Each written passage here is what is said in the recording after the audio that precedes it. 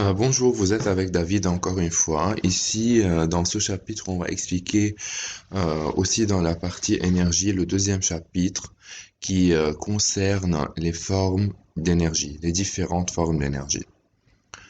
On va voir la définition d'énergie encore une fois. On va définir les différentes formes d'énergie qu'on peut rencontrer dans la vie quotidienne. On va ensuite parler du principe de conservation de l'énergie que vous connaissiez déjà, mais on va le reprendre en bref. Rendement et efficacité énergétique. Et en fin de compte, je vais donner quelques formules et quelques définitions bien précises de certaines formes d'énergie thermique, électrique, etc. Donc je commence par la définition. On a déjà dit que l'énergie, elle vient du mot grec energia, force en action. C'est-à-dire que l'énergie, c'est la capacité à faire un certain travail. Par exemple, effectuer un mouvement, ça c'est le travail à effectuer. L'énergie derrière ça est une énergie mécanique. Fabriquer de la chaleur, c'est-à-dire créer un incendie ou créer euh, un chauffage pour se chauffer en hiver, c'est le travail. Et l'énergie derrière ça, c'est l'énergie thermique. Produire de la lumière dans une lampe, l'énergie derrière ça, c'est de l'énergie électrique qui va se transformer en énergie rayonnante dans la lampe pour donner de la lumière. Donc le travail, c'est ce que je fais en vrai et l'énergie, c'est la motivation qui est derrière ce travail. Pour plus de détails sur cette partie, revenir sur le chapitre 1 pour les détails de la définition de l'énergie. Alors, concernant ce chapitre, je vais être plus en train de parler des différentes formes d'énergie, c'est-à-dire ce qu'on rencontre dans la vie courante et comment on l'appelle dans le domaine de la physique.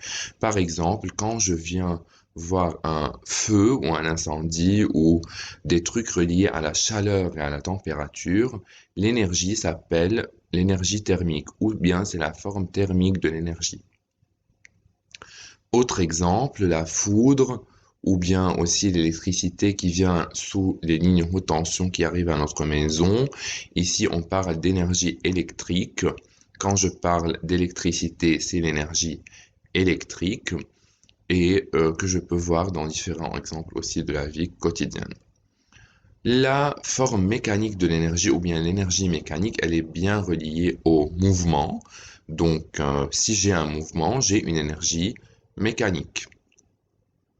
Ensuite, la forme chimique, ça concerne l'énergie sous forme de réaction chimique, comme dans les piles. Dans les piles, il y a une réaction chimique qui, elle va produire l'électricité. Donc, la pile est un convertisseur de l'énergie chimique en une énergie électrique. L'énergie magnétique, elle concerne les aimants, c'est-à-dire, je parle ici d'un aimant qui a un pôle nord, un pôle sud. Autour de lui, j'ai un champ magnétique. Et ici, donc lui, s'il est capable de transformer ce qu'il y a en un certain travail, l'énergie qu'il possède, elle s'appelle une énergie magnétique. Là, l'énergie la plus importante en termes de quantité, c'est-à-dire elle est très forte en termes d'énergie, c'est l'énergie atomique ou nucléaire. Ici, cette énergie, elle est trouvable dans les bombes nucléaires, comme l'exemple de Hiroshima, première photo, et deuxième photo dans le Soleil. C'est l'énergie qui provient des atomes, mais à l'intérieur, au profond des atomes, dans le noyau particulièrement de l'atome, c'est-à-dire dans les forces qui existent entre les protons, protons et neutrons, neutrons et protons et neutrons, et non pas entre les électrons qui sont à l'extérieur dans le nuage électronique, uniquement dans le noyau. C'est pourquoi elle s'appelle nucléaire, parce que le mot nucléaire est l'adjectif concernant le mot noyau. Je passe maintenant au principe de conservation. Le principe de conservation, vous le connaissez déjà, rien ne se crée, rien ne se détruit, tout se transforme. Principe de Lavoisier en chimie. Alors, toute énergie entrant dans un système est la même que l'énergie sortante. Il n'y a pas d'énergie qui vient de nulle part, il n'y a pas d'énergie qui va nulle part. Toute énergie entrant dans un système, toute se transforme en la même énergie sortante. Un corps chaud, qui est un corps A, donne au corps froid la même quantité d'énergie que perdu. Le corps A, c'est la même quantité d'énergie qu'a gagné le corps B. L'énergie perdue en A, c'est l'énergie gagnée en B. Dans une machine, si je donne une certaine énergie appelée énergie initiale apportée, elle va se diviser en deux énergies, qui est l'énergie utile, qui est l'utilité principale de cette machine, et une autre énergie perdue, qui est souvent une énergie sous forme de chaleur. Donc l'énergie initiale entrante égale l'énergie finale sortante égale alors à la somme de l'énergie utile plus l'énergie perdue. Les différentes formes d'énergie, il y a alors entre elles certaines relations. Vous pouvez réviser ceci dans votre livre selon le schéma suivant. Tous les mots en détail ne sont pas à connaître, mais à savoir que quand je me transforme d'une certaine forme d'énergie à une autre, j'ai certains convertisseurs qui vont convertir ce type d'énergie en cette autre énergie. Par exemple, la cellule photovoltaïque qui sert à chauffer euh, votre chauffe-eau, par exemple, par une certaine énergie rayonnante provenant du soleil, c'est un convertisseur qui transforme l'énergie rayonnante en une énergie électrique pour chauffer votre maison. L'incandescence, c'est par exemple la lampe à incandescence. Elle, on a de l'énergie thermique qui va chauffer dans la lampe à incandescence le filament et qui va donner alors de la lumière. Je transforme alors l'énergie thermique en une énergie rayonnante, etc. Pour l'énergie chimique, entre l'énergie chimique et l'énergie électrique, on a des exemples. La pile, on vient de la voir, énergie chimique en énergie électrique. Et par exemple, si j'ai une réaction qui donne de l'énergie à l'extérieur, elle est exothermique, à l'intérieur, elle est endothermique. Particulièrement, on a aussi les muscles qui sont un exemple très efficace de montrer la transformation énergie chimique à l'intérieur du muscle qui va se transformer en énergie mécanique pour faire un mouvement du muscle. Alors, je parlais tout à l'heure du fait que la machine, comme par exemple ce moteur électrique, il va prendre de l'énergie électrique et l'énergie va se diviser alors en une énergie euh, qui est une énergie utile, l'énergie mécanique parce qu'il va tourner, et en même temps, j'ai une énergie qui est perdue sous forme de chaleur. On a déjà expliqué ça, l'énergie électrique entrante, elle est égale à l'énergie finale, qui est l'énergie mécanique plus l'énergie chaleur, parce qu'il n'y a rien de euh, perdu, c'est de l'énergie qui est tout le temps restituée sous forme de énergie finale, la somme de ces deux énergies-là. Donc, on peut définir ce qu'on appelle un rendement ou bien l'efficacité de cette machine en divisant l'énergie utile que j'ai eue, le montant d'énergie utile que j'ai eu par rapport au montant d'énergie que j'ai donné à cette machine. Et comme ça, on aura une valeur comprise entre 0 et 1. Et souvent, on la fait fois 100 pour la comprendre plus en termes de pourcentage.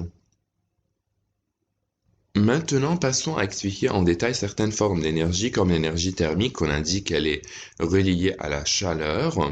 Mais à savoir, vous pouvez voir dans la courbe page 21 dans votre livre et son explication, quand on chauffe un corps, sa température s'élève, c'est vrai, mais jusqu'à le changement d'état. Pendant le changement d'état, il n'y a pas de changement de température, c'est-à-dire si l'eau est en train de fondre à 0 degré Celsius ou à 100 degrés Celsius en train de s'évaporer, il n'y aura pas d'élévation de température, il y aura uniquement un changement d'état. Après la fin du changement d'état, la température s'élève à nouveau. Dans le système international, l'unité de mesure de la température n'est pas le degré Celsius, mais le Kelvin, tel que le degré Kelvin égale au degré Celsius plus de 173. Une formule à connaître pour votre cours. Notez bien, cette forme d'énergie qui est l'énergie thermique accompagnera toutes les autres formes d'énergie que vous allez rencontrer sous forme d'énergie perdue. L'énergie chimique, comme on a déjà expliqué, c'est l'énergie emmagasinée dans les produits chimiques, dans les molécules chimiques et qui est transformée en d'autres types d'énergie pendant les réactions chimiques, comme la réaction entre un acide et un métal dans la pile, qui va se transformer alors l'énergie chimique dans cette pile en énergie électrique, parce que la pile est un dispositif qui sert à créer un courant électrique. L'énergie électrique, elle est définie par une certaine formule, W électrique en joules, que vous voyez ici, égale à la charge emmagasinée dans ce dispositif électrique en coulomb, fois le potentiel ou bien la tension en volt qu'on donne à ce dispositif. Aussi, la formule est à connaître, le travail électrique en joules ou bien l'énergie électrique en joules égale à la charge électrique en coulomb fois la tension électrique en volt. L'énergie nucléaire, on a déjà expliqué, c'est l'énergie qui préside d'après les protons et les neutrons, le noyau d'un atome. Et donc du coup, dans le noyau de l'atome, cette énergie emmagasinée dans les petites particules dans le noyau s'appelle énergie nucléaire car l'adjectif noyau nucléaire est relié au mot noyau. En fin de compte, la fameuse formule d'Einstein qui donne l'équivalent d'une certaine masse m en kilogrammes bien sûr, en énergie bien sûr aussi en joules. Donc la fameuse énergie d'Einstein, je l'ai mise ici en anglais, vous pouvez la voir en français à la page 25 de votre livre. L'énergie E en joules égale à la masse m en kilogrammes, parce que dans le système international, fois c, qui est la célérité de la lumière, une constante que vous connaissez 3 fois 10 exposant 8, et le v au carré. N'oubliez pas d'élever au carré dans votre formule. Alors, ici, je proviens à la fin de ce chapitre 2 et à la rencontre dans le chapitre 3, dans la même partie, énergie. À bientôt.